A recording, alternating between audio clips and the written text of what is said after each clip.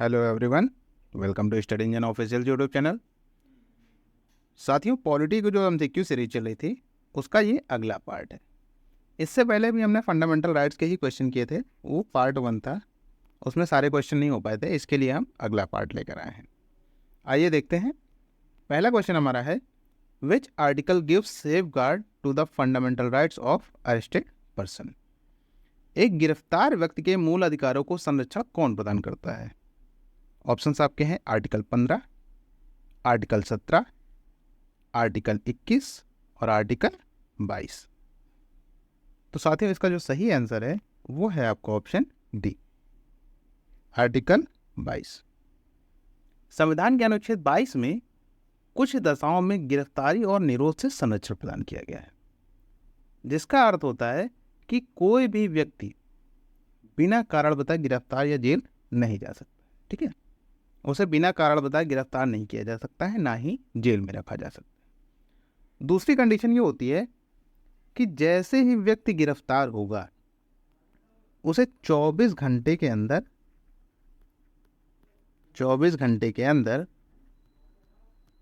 Magistrate के सामने प्रस्तुत करना होगा। 24 घंटे के अंदर मजिस्ट्रेट के सामने प्रस्तुत करना होगा। दूसरी चीज ये होता है कि जब से व्यक्ति गिरफ्तार किया गया है उस समय से मजिस्ट्रेट के सामने उपस्थित करने के समय जो 24 घंटे है उसमें यात्रा का समय काउंट नहीं किया जा सकता है। यात्रा का समय छोड़कर, जैसे आपको अभी गिरफ्तार किया गया है तो अभी से लेकर 24 घंटे के अंदर आपको मजिस्ट्रेट के सामने प्रस्तुत किया जाएगा। ये आपका मूल अधिकार है। जब आपको थाने से मजिस्ट्रेट के यहाँ ले जाया जाएगा उस समय के बीच का जो यात्रा का समय होगा उसे 24 घंटे में काउंट नहीं किया जाएगा। वहीं बात करें आर्टिकल 17 की, बहुत इंपॉर्टेंट है, अस्पृश्यता का अंत। आर्टिकल 15 आपका क्या कहता है? धर्म, मूल, वंश, जाति के आधार पर भेदभाव नहीं किया जाएगा। अगला क्वेश्चन हम लोग देखते हैं। अगला क्वेश्चन हमारा है, under the preventive detention act a person can be arrested without trial for. Preventive detention act के तहत किसी भी व्यक्ति को कितने माह तक गिरफ्तार किया जा सकता है या नज़रबंदी पर रखा जा सकता है? ऑप्शंस आपके हैं 1 मंथ, 3 मंथ्स, 6 मंथ्स और 9 मंथ्स। तो साथियों, इसका जो सही आंसर है वो है ऑप्शन बी, 3 मंथ्स। संविधान के अनुच्छेद 22(4) के तहत 22(4) के तहत भारत में आपका निवारक नज़रबंदी, प्रिवेंटिव डिटेंशन एक्ट जो है, निवारक नज़रबंदी है, उसके अंतर्गत किसी भी व्यक्ति को बिना मुकदमा चलाए अधिकतम 3 माह तक बंदी बनाकर रखा जा सकता है। अगला क्वेश्चन देखते हैं हम लोग। अगला क्वेश्चन हमारा है, under which article of Indian constitution wearing of kirpan by Sikh is deemed as a right to freedom of religion. किस अनुच्छेद के अंतर्गत भारतीय संविधान में सिखों को कृपाण धारण करना उनके धार्मिक स्वतंत्रता के अधिकार के अंतर्गत रखा गया है? ऑप्शंस आपके हैं आर्टिकल 24, आर्टिकल 25, आर्टिकल 26 और आर्टिकल 27। पहले तो बात करें right to freedom of religion जो है वो आपका अनुच्छेद 25 से 28 तक है। इस तरह से आपका पहला ऑप्शन तो गलत ही हो गया। इसके अलावा आपके 25, 26, 27, 28 जो हैं ये आपके धार्मिक स्वतंत्रता के ही अधिकार हैं, जिनमें से आपका आर्टिकल 25 में कहा गया है कि जो सिख हैं वो कृपाण धारण कर सकते हैं। बात करें कि जो प्रावधान किया गया है ये सिखों में एक धार्मिक आचरण का पक्ष है, अतः लोक व्यवस्था के आधार पर सिखों को कृपाण धारण करने से रोका नहीं जा सकता है। ये कोई अस्त्र लेकर चलने की चीज़ नहीं है, ये उनके सिख धर्म को दर्शाता है और धर्म के प्रचार प्रसार के लिए अनुच्छेद 25 में कहा गया है। अगला क्वेश्चन देखते हैं हम लोग। अगला क्वेश्चन हमारा है, the word Hindu in article 25 of the constitution of India does not include. भारतीय संविधान के अनुच्छेद 25 में जो शब्द है हिंदू, उसमें कौन इंक्लूड नहीं है? ऑप्शंस आपके हैं बुद्धिस्ट, जैन्स, पारसीज और सिख्स। तो बात करें जो हिंदू शब्द यूज हुआ है वो आपका बुद्ध के लिए यूज हुआ है, जैन के लिए यूज हुआ है और सिख के लिए यूज हुआ है। लेकिन यहाँ पे जो ऑप्शन पारसी दिया हुआ है, पारसी के लिए ये शब्द यूज नहीं हुआ है। तो इसलिए इसका कौन सा ऑप्शन सही हो जाएगा? इसका ऑप्शन सी सही हो जाएगा। पारसी शब्द जो है इसे हिंदू में शामिल नहीं किया गया है। ठीक है, अगला क्वेश्चन हम लोग देखते हैं। अगला क्वेश्चन क्या है हमारा? अगला क्वेश्चन हमारा है, under which of the following articles of the Indian constitution it has been provided that all minorities shall have the right to establish and administer educational institution of their choice। इनमें से किस अनुच्छेद के तहत यह प्रावधान किया गया है कि अल्पसंख्यक अपने रुचि के अनुसार शिक्षण संस्थानों का प्रशासन, शिक्षण संस्थानों की स्थापना और उनका एडमिनिस्ट्रेशन कर सकते हैं? ऑप्शंस आपके हैं आर्टिकल 28, आर्टिकल 29, आर्टिकल 30 और आर्टिकल 31। तो जो बात करें अल्पसंख्यकों के जो मूल अधिकारों की बात की गई है वो की गई है 29 और 30 में। इस प्रकार से 28 भी ऑप्शन गलत हो जाएगा, 31 भी गलत हो जाएगा। 31 आपका पहले राइट टू प्रॉपर्टी था, बाद में इसे हटा दिया गया। तो इन दोनों में से जो सही आंसर है वो आपका है option C, option C article 30। भारतीय संविधान के अनुच्छेद 30 में कहा गया है, धर्म या भाषा के आधार पर अल्पसंख्यकों को अपनी रुचि के अनुसार शिक्षण संस्थानों की स्थापना व प्रशासन का अधिकार हो। अब इसमें से अल्पसंख्यक भी दो तरीके के आए। अल्पसंख्यक कहीं मेंशन नहीं है कि कौन है, तो निकाला गया जो अल्पसंख्यक है यानी माइनॉरिटी जो है, माइनॉरिटी दो तरीके से देखे गए। एक आपके देखे गए भाषाई आधार पर और दूसरा धर्म के आधार पर। किसी भी स्थान पर या धर्म के आधार पर या भाषा के आधार पर जो अल्पसंख्यक होंगे वो अपनी रुचि के अनुसार शिक्षा संस्थानों की स्थापना व प्रशासन कर सकेंगे। ठीक है, उनका एडमिनिस्ट्रेशन, जो शिक्षण संस्थान वो खोलेंगे उनका एडमिनिस्ट्रेशन भी वो खुद कर सकते हैं।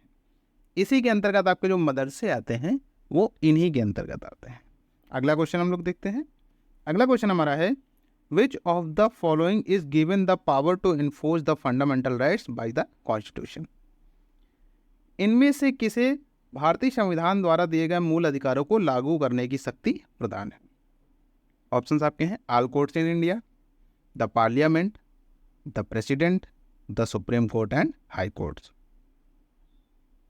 तो बात करें पार्लियामेंट को जो है मूल अधिकारों से संबंधित कानून बनाने का अधिकार है, लेकिन जो लागू कराने का अधिकार है वो आपका सुप्रीम कोर्ट और हाई कोर्ट को है। तो इसका कौन सा ऑप्शन सही हो जाएगा? ऑप्शन डी, ऑप्शन डी इसका सही आंसर हो जाएगा। बात करें सुप्रीम कोर्ट को, तो सुप्रीम कोर्ट को आर्टिकल 32 के तहत ये प्राप्त हो सकती और हाई कोर्ट को 226 के तहत। ठीक है, जैसे ही आपके मूल अधिकारों का हनन होगा आप इन्हें लागू करवाने के लिए सुप्रीम कोर्ट या हाई कोर्ट जा सकते हैं। इसलिए इसका डी ऑप्शन सही हो जाएगा। अगला क्वेश्चन देखते हैं हम लोग। अगला क्वेश्चन हमारा है, under the Indian constitution who among the following is considered to be the guardian of fundamental rights? भारतीय संविधान के अंतर्गत इनमें से किसे मूल अधिकारों का संरक्षक माना गया है? गार्जियन से मतलब आप समझ सकते हैं, जैसे आपके गार्जियन आपके माता पिता होंगे।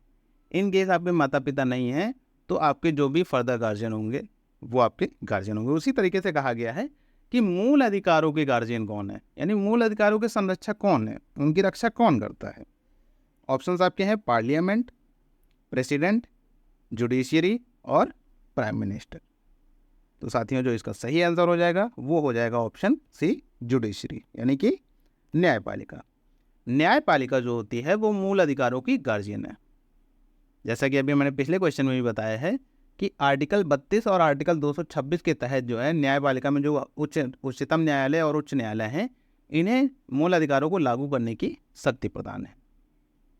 जैसे ही किसी के मूल अधिकारों का हनन होगा तो वो आर्टिकल 32 के तहत सीधे सुप्रीम कोर्ट जा सकता है उन्हें लागू करवाने के लिए। तो इस प्रकार से मूल अधिकारों का जो गार्जियन या संरक्षक है वो कौन है? वो है जुडिशरी यानी न्यायपालिका। अगला क्वेश्चन हम लोग देखते हैं। अगला क्वेश्चन हमारा है, which one of the following rights was described by doctor B R Ambedkar as the heart and soul of the constitution. इनमें से कौन सा अधिकार डॉक्टर बी आर अम्बेडकर द्वारा संविधान की आत्मा व हृदय कहा गया है? ऑप्शंस आपके हैं, right to freedom of religion, धार्मिक स्वतंत्रता का अधिकार, राइट टू प्रॉपर्टी, आपका संपत्ति का अधिकार, राइट टू इक्वालिटी, समानता का अधिकार, राइट टू कॉन्स्टिट्यूशन रेमेडीज, संवैधानिक उपचारों का अधिकार। तो बात करें कि इससे पहले भी हमने जब प्रस्तावना के क्वेश्चंस किए थे वहाँ पे भी बात की गई थी कि संविधान की आत्मा किसे कहा जाता है, तो वहाँ पर बात की गई थी प्रस्तावना की। लेकिन यहाँ पे स्पेशली किसके बेस पे पूछ रहा है? यहाँ पे पूछ रहा है कि बी आर अम्बेडकर ने किसे कहा है संविधान की आत्मा। तो बात करें कि एक कथन कहा था बी आर अम्बेडकर ने कि अगर मुझसे कभी पूछा जाएगा कि संविधान का सबसे इम्पोर्टेंट पार्ट कौन सा है, तो मैं कहूँगा आर्टिकल 32 यानी कि संवैधानिक उपचारों का अधिकार। इस तरह से इसका जो ऑप्शन सही होता है वो सही होता है ऑप्शन डी। ऑप्शन डी जो है आपका संवैधानिक उपचारों का अधिकार है, इसे बी आर अम्बेडकर ने संविधान की आत्मा कहा है। अब बात करें क्यों आत्मा कहा है? क्योंकि इसके अंतर्गत 5 तरह की रिट आती हैं। इसके अंतर्गत 5 तरीके की रिट आती हैं। जैसे ही आपके मूल अधिकारों का हनन होता है तो इन रिट के द्वारा आप सुप्रीम कोर्ट से इन्हें जारी करवा सकते हैं। पहली रिट आती है आपकी बंदी प्रत्यक्षीकरण, जिसे इंग्लिश में कहते हैं habeas corpus.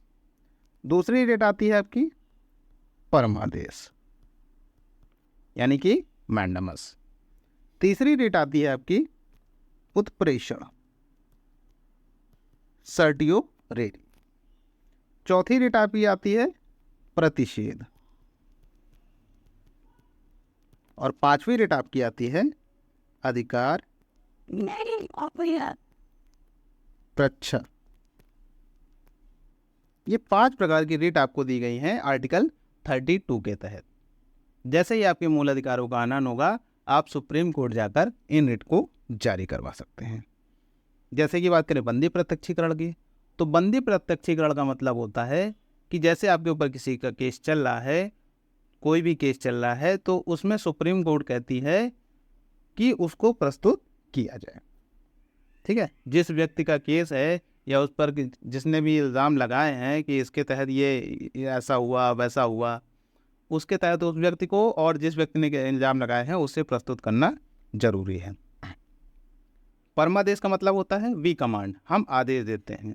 High court supreme court आपको जो है आदेश देते हैं।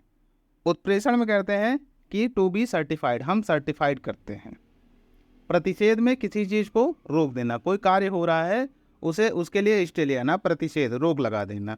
ठीक है, और अधिकार प्रच्छा होता है कि आप किस हक से इस पद पर बैठे हैं।